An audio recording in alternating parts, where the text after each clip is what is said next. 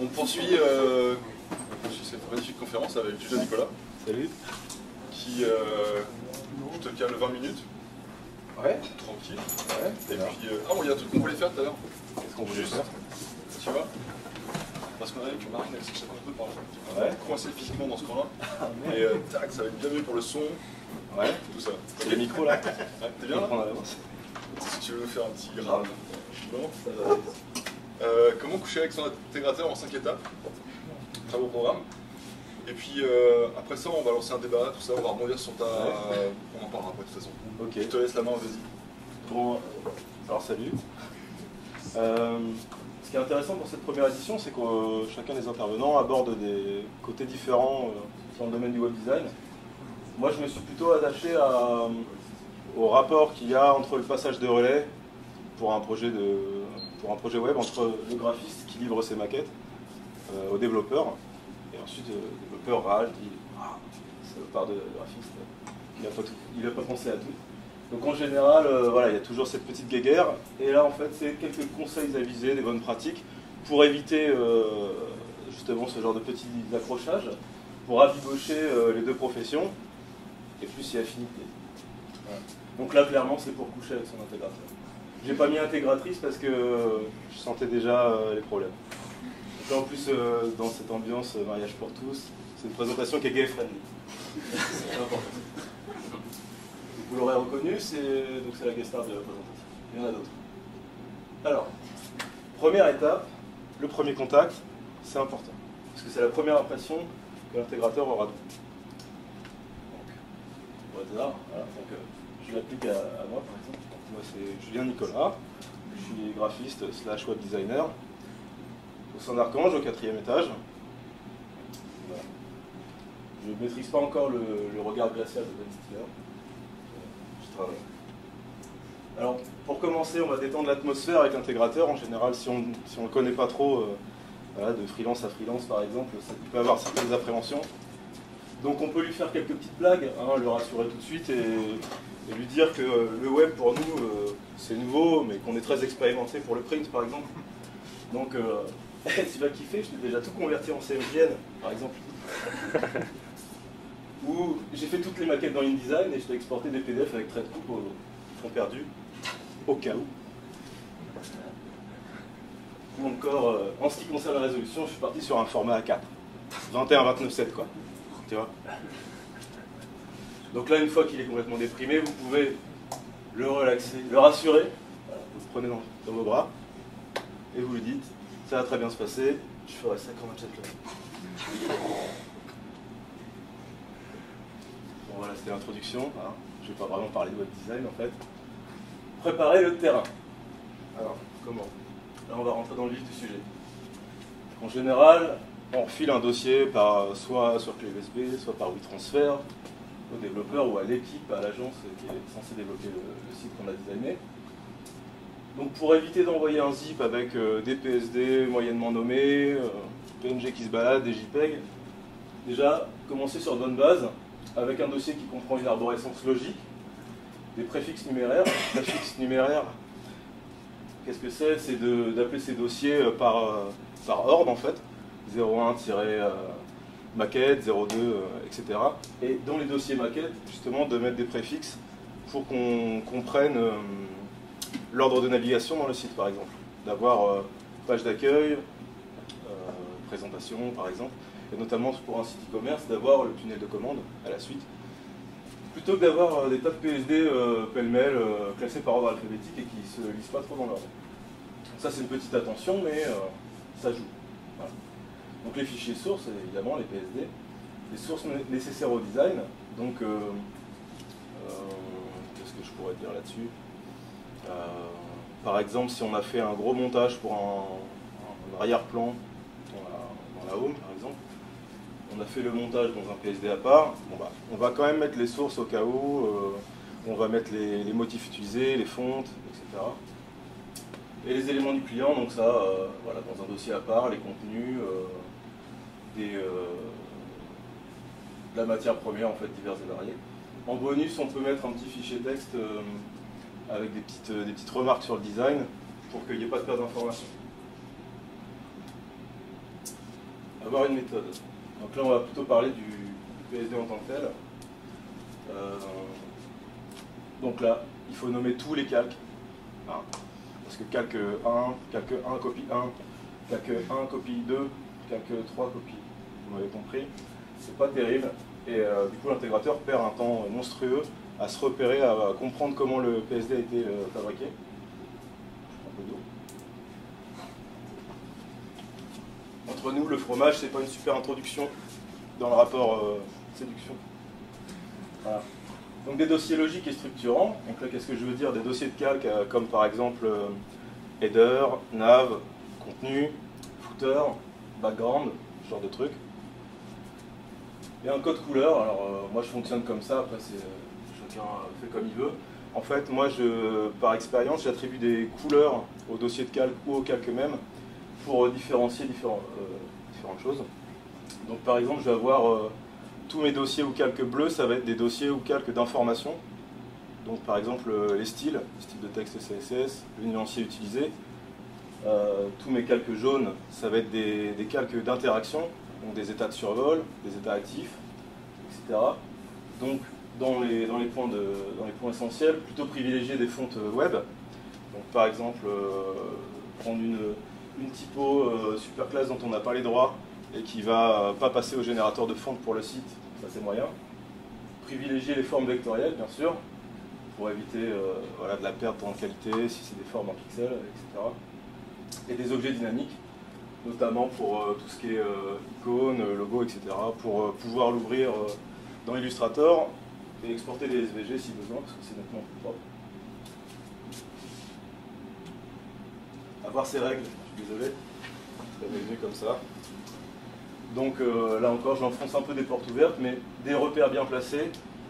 Si on a un conteneur de 960 pixels dans le PSD, ce serait pas mal que ça fasse pas 961 pixels, 962.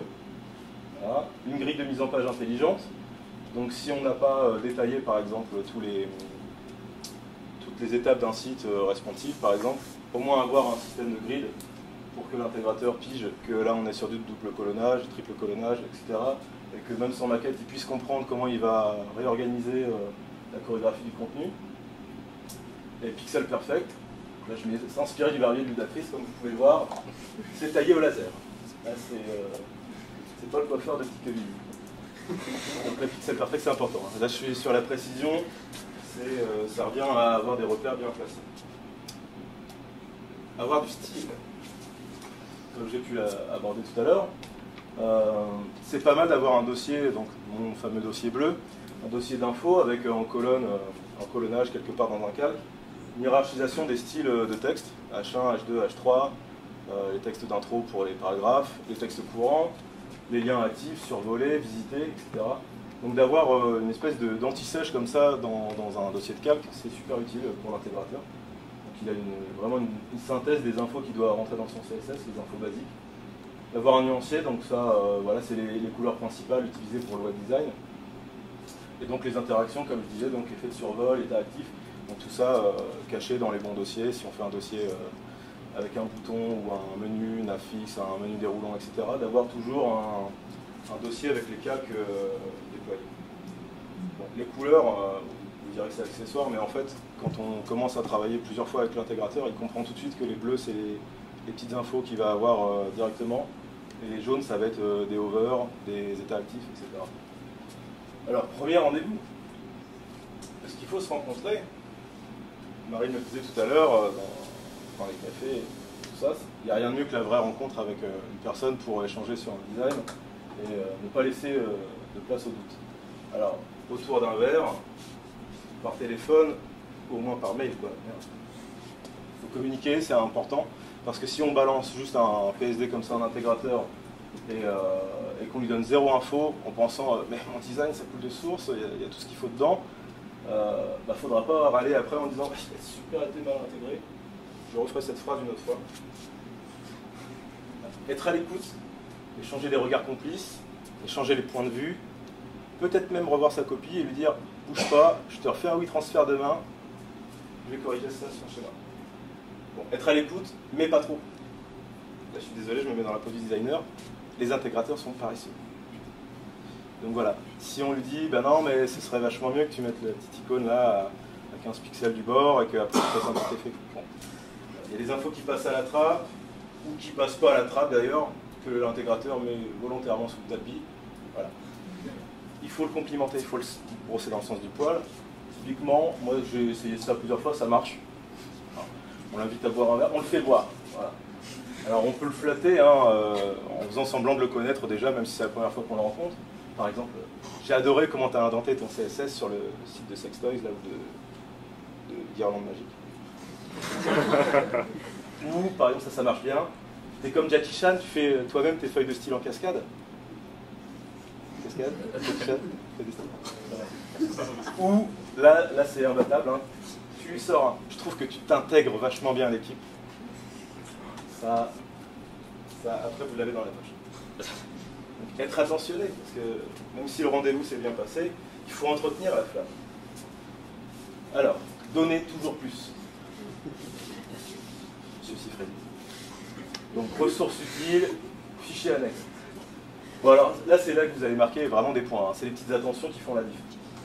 Donc dans le dossier, avec les petits PSD pas trop cuits, on va mettre des liens web, des liens vers des démos d'effets de transition par exemple, parce que forcément dans une image fixe, dans une maquette fixe, si on a pensé à des effets de survol, CSS, des transitions, des animations, etc., l'intégrateur ne peut pas le deviner. Donc même si on l'évoque en rendez-vous, c'est bien d'avoir une trace et de lui transmettre donc, des liens vers des docs, des librairies JS, jQuery, etc., qu'on a déjà vu pendant sa veille ou quand on pensait à la maquette.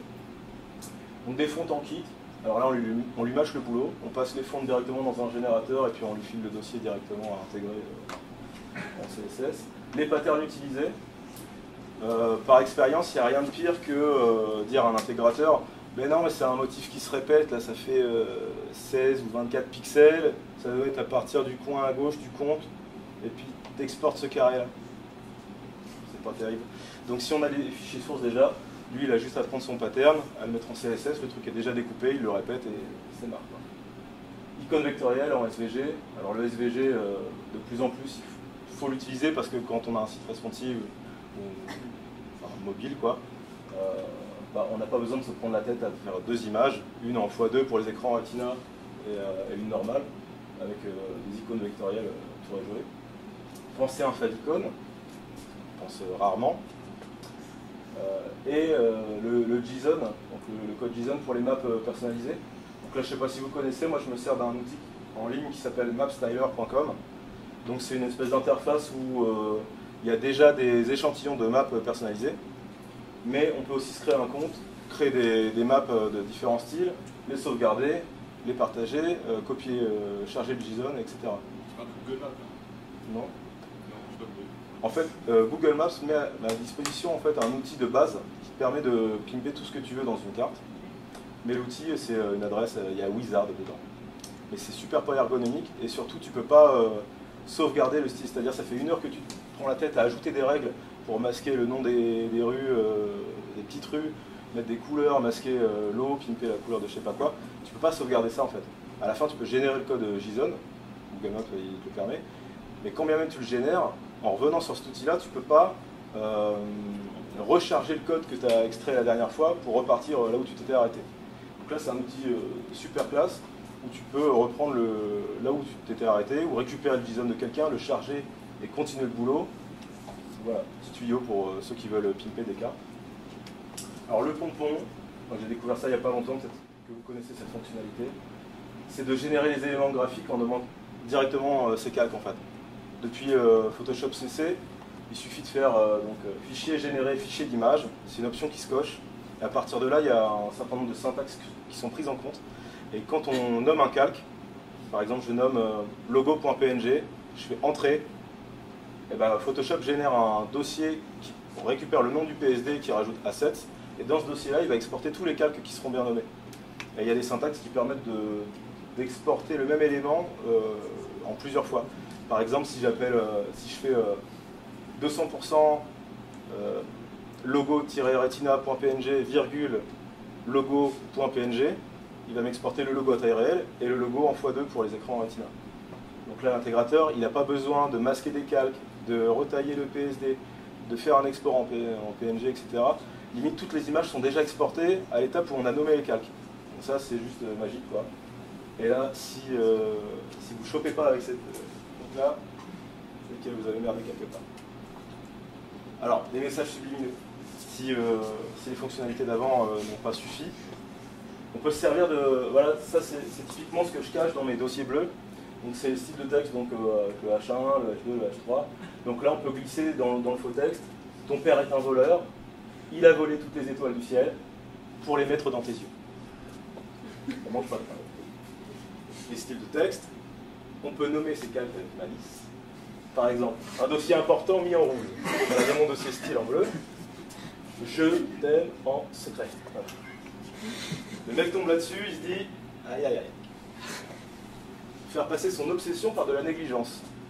Le gars va pester, il va dire putain, 69 pixels. Il n'aurait pas pu faire 70 pixels de marge. Et non. Partout, vous mettez des marges de 69 pixels. Et le mec en déduit que là, c'est du sérieux. Cacher des quelques bonus sous prétexte d'avoir prévu un Konami Code. Konami Code, tout le monde sait ce que c'est, non? Il y a une combinaison à faire avec les touches du clavier, très connue, les jeux vidéo, voilà. Et là, il y a une animation, il y a quelque chose qui sort du bas de la page, du haut de la page d'ailleurs. Petite bricole. Dernière partie, la plus importante, coucher. Donc là, c'est vraiment l'étape finale. Prendre une douche, supprimer le superflu. Alors, si on a bien gaulé son PSD de base, on peut se dire que ça peut suffire, on file les originaux. Mais c'est quand même pas mal de dupliquer les PSD et de les nettoyer pour l'intégration. Donc, ce que je veux dire par là, c'est que par exemple, si on a tout un dossier background avec 1000 calques qui se superposent pour rendre l'image globale, et ben, si on veut garder tout ce dossier compliqué, en fait, on va dupliquer son PSD, puis là, on va juste aplatir l'image, quoi. Parce que l'intégrateur, il s'en balance de savoir qu'il a fallu mettre un masque de fusion sur ce calque-là, combiner celui-là en produit, etc. Donc, on aplatit toutes les images alternatives qu'on avait sous le coude pour faire un fond alternatif, tout ça, si ça n'a pas été validé ou quoi, on les vire, on allège le PSD, tout ce qui était photo en objet dynamique qu'on a importé en HD dans le Photoshop, on les pixelise, comme ça allège le PSD, etc. Donc fusionner certains calques pour faciliter l'export, c'est ce que je suis en train de dire. Prendre une douche, vérifier son haleine. Donc là on fait un petit check-up de toutes les maquettes, parce que ce qui arrive souvent c'est que, je ne sais pas si vous travaillez comme ça, mais quand on a validé la page d'accueil, une fois qu'elle est validée, on décline sur les autres pages du site, et il arrive que le client revienne un peu sur ses positions, nous demande de modifier la page d'accueil ou nous demande de modifier le header, et par paresse, on va le modifier dans la dernière version de la home, mais on ne va pas le répercuter partout. Donc là, c'est histoire de bien vérifier que partout, on a le même niveau de modification pour éviter le doute. Si l'intégrateur dit bah ouais, mais là, c'était comme ci, là, c'est comme ça ne marche pas. Là, tous les points que vous avez marqués avant, poubelle. Et pour finir, sortir couvert, c'est important, protégez-vous. Ne passez à l'acte qu'après la validation du client. Je fais une blague sur les allers-retours, je suis désolé. Donc voilà, parce qu'il n'y a rien de pire que de dire non, non, si, il l'a vu, il a dit oui, c'est bien. Et puis après, revenir vers l'intégrateur et lui dire au fait, tu vas rire, c'est idiot, mais là, il y a quelques modifications. Et du coup, ça peut chambouler pas mal de boulot pour lui et lui faire perdre un max de temps, donc d'argent. Normalement, si vous avez respecté toutes ces étapes-là, vous devriez coucher. Après, il y a des variantes, en fonction de comment vous êtes habillé, ce que vous lui avez fait boire. Je ne sais pas si j'oublie des choses. Tout ce que j'ai listé là, en fait, je me suis dit que c'était dans un cas idéal. Moi-même, j'applique pas tous ces trucs-là, parce qu'il y a des projets où soit j'ai pas le temps, soit ça se déroule pas toujours comme prévu. Mais disons qu'en ayant en tête tous ces points-là, c'est bien de faire l'effort, en fait, de faire le max pour remplir toutes ces petites checkbox, histoire de ne pas se mettre à dos tous les intégrateurs du monde, et que quand un intégrateur reçoit vos maquettes, ils se disent quand même lui, c'est mieux que les autres. Voilà. Je crois que c'est à peu près tout. Voilà, ouais, c'est tout. Merci.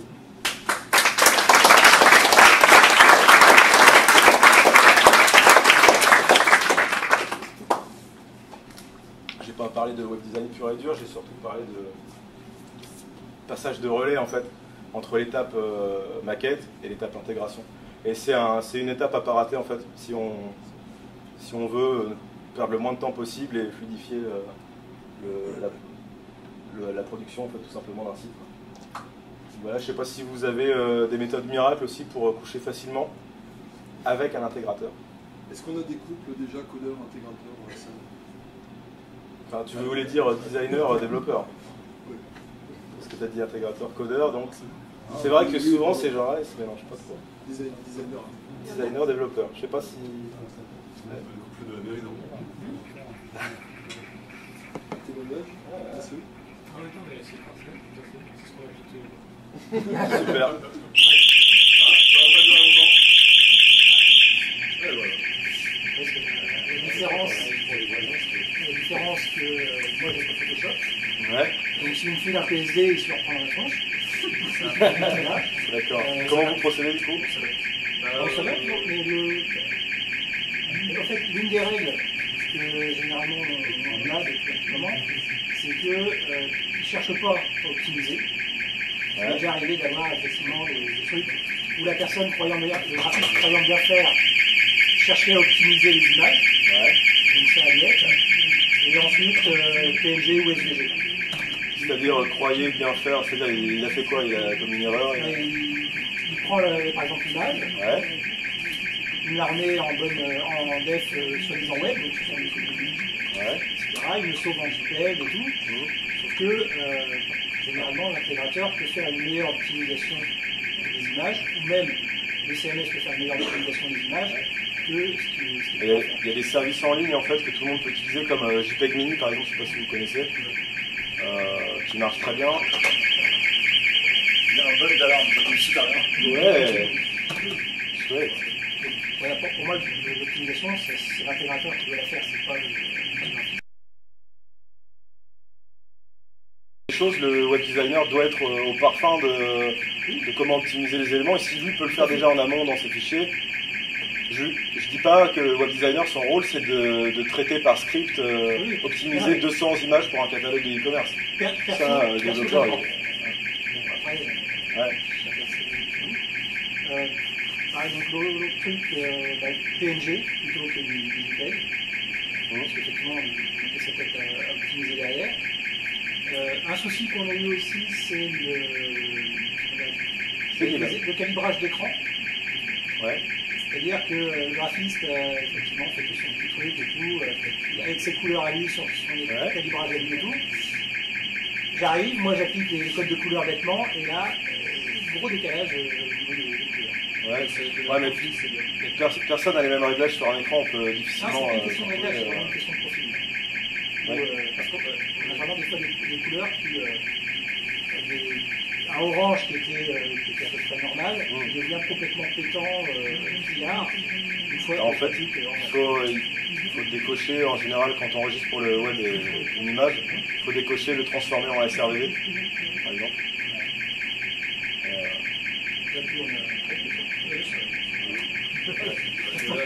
Le but de ma presse, là, c'était pas du tout de dire et au fait, je sais pas si vous savez, mais donc, je suis au courant qu'il y a pas mal de choses que vous savez déjà. Je voulais pas juste faire l'intéressant.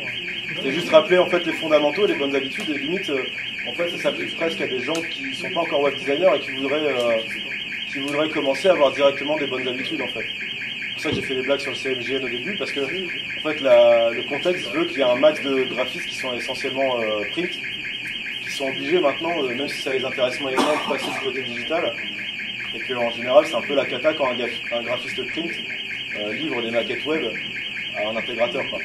Il y a énormément de perte de temps, et c'est là-dessus que je me suis intéressé. Pour l'étape de vérifier son haleine. Ouais. De vérifier que sur tous les cas, il n'y a pas de modification qui a été appliquée sur cette maquette. C'est pas. Est-ce que travailler genre le header dans un PSD séparé et rapporter un calque dynamique dans les autres maquettes, ce serait pas la bonne pratique pour éviter ça? Ouais, évidemment.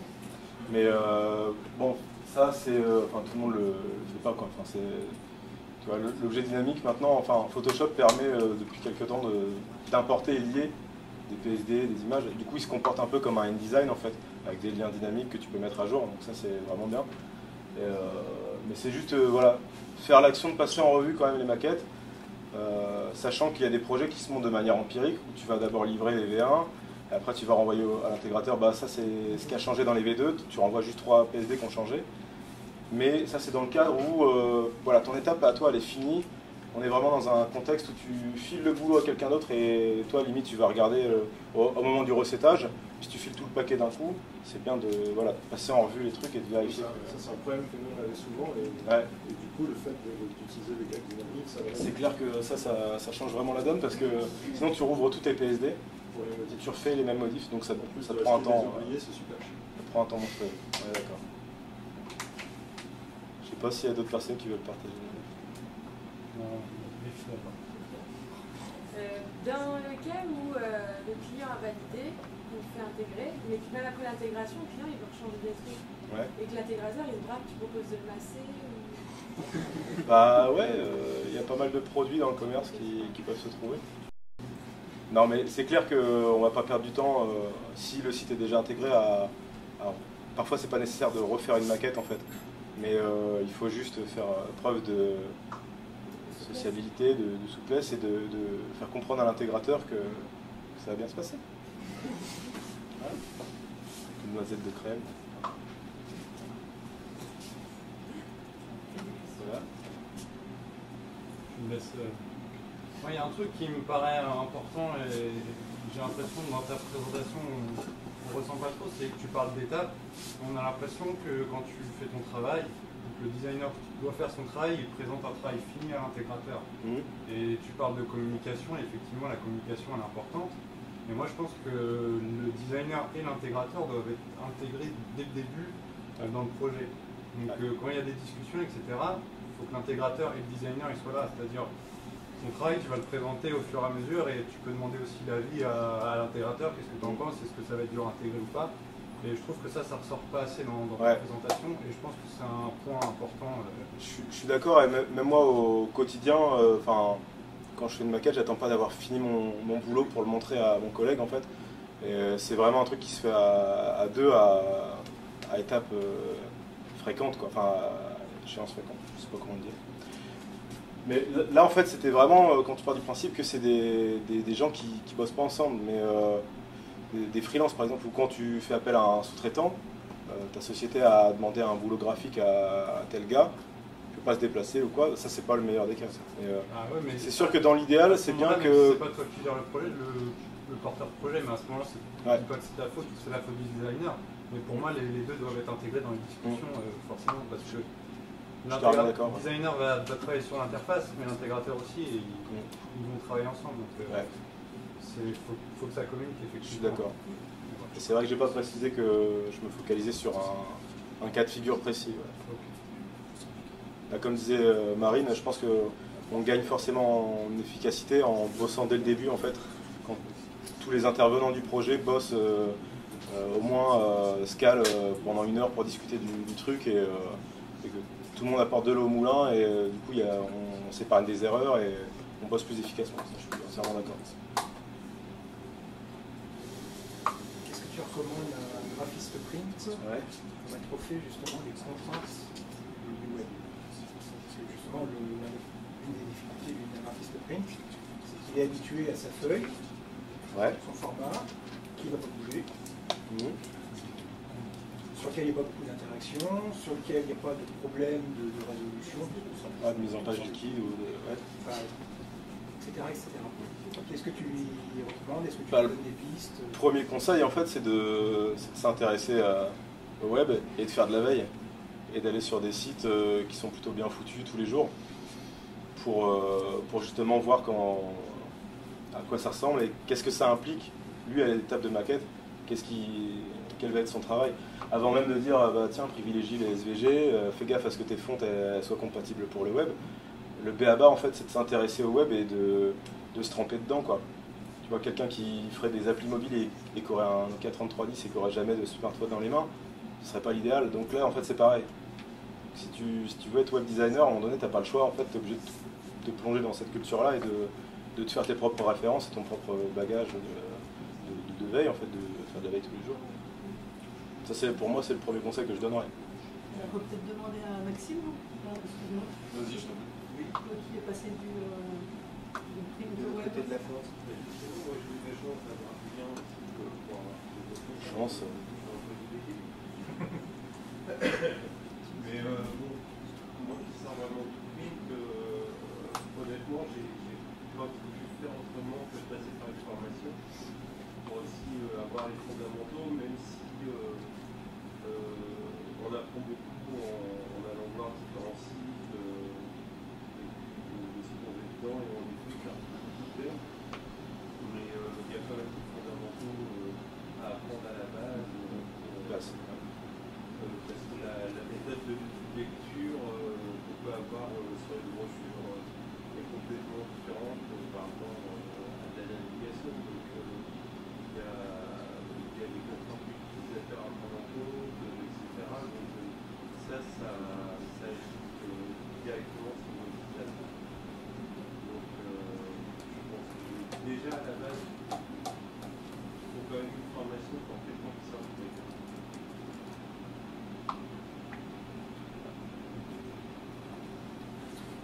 C'est une question. Peut-être qu'il manque encore un truc hyper essentiel pour la carrière utile. On n'a pas parlé. Ouais, finition manuelle. Un truc Kama Sutra, top du top, tu vois. Ouais. J'en garde un peu sous le pied quand même. Je ne vais pas délivrer tous mes petits tips. Alors, t'en as pas dans l'intégrateur qui peut te servir. Est-ce que toi tu touches au CSS? Ouais, un petit peu. Tu connais un peu de CSS, ouais. Bah, en fait, moi je suis passé par une formation de développeur internet multimédia d'un an, où en fait on a passé en revue, sans trop approfondir, on a passé en revue pas mal de langages de code, dont HTML, CSS, JavaScript, PHP, ce genre de trucs. Donc il me reste rien du PHP par exemple aujourd'hui, mais c'est pas ce qui m'intéressait. Par contre, le fait d'avoir vu du HTML, CSS, ça m'a appris à envisager la maquette de ce point de vue-là et de pouvoir construire de manière sémantique une maquette, en fait, de savoir que quand on va passer à l'étape d'intégration, ça va se découper en tel bloc et de comprendre le squelette que ça va avoir. Donc pour moi aussi, c'est important d'avoir au moins quelques bases en HTML, CSS. Tu as dessus sur du CSS à ton intégrateur? Ouais, complètement. Il me dit bah là tu mets un petit background cover et puis c'est réglé. Tu lui fournis parfois du CSS? Des lignes de code, non, ce serait insultant pour lui, je pense. Mais non, parfois, comme tu disais, moi je vais régulièrement le voir en disant bah tiens, tu penses quoi de ce que j'ai commencé là? Lui il va me poser des questions auxquelles je n'ai pas forcément réfléchi. Comment tu comptes faire ci, comment tu comptes faire ça? C'est ce que je disais dans changer les points de vue, parfois revoir sa copie. C'est que se caler des petits rendez-vous réguliers, quand on travaille dans la même équipe en fait, ensemble, c'est vraiment l'idéal. Ou alors quand on fait du coworking ou qu'on s'immerge pendant une semaine avec le gars qui va reprendre la suite, quoi. C'est vraiment bien d'échanger régulièrement, de faire des petits checkpoints à différents moments de l'avancée de la maquette pour justement voir ça, quoi. Mais en général, on échange et ouais, ça arrive que je dise mais en faisant ça, est-ce que ça résoudrait pas le problème? Il me dit ouais, c'est vrai. Et la plupart du temps, c'est lui qui me dit ah ouais, là non, c'est pas possible. Ou alors il me dit ah bah non, mais il suffit de faire ça. Et je fais t'as fait un job? Je lui dis en anglais parce qu'il est anglais. C'est anecdotique, mais. Du coup, est-ce qu'il y a parmi vous des gens qui ont déjà expérimenté des degrés divers la conception d'un navigateur?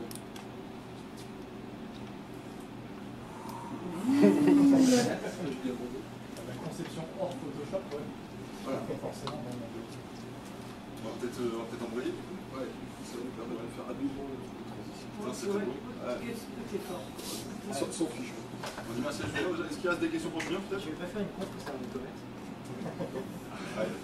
Merci Julien.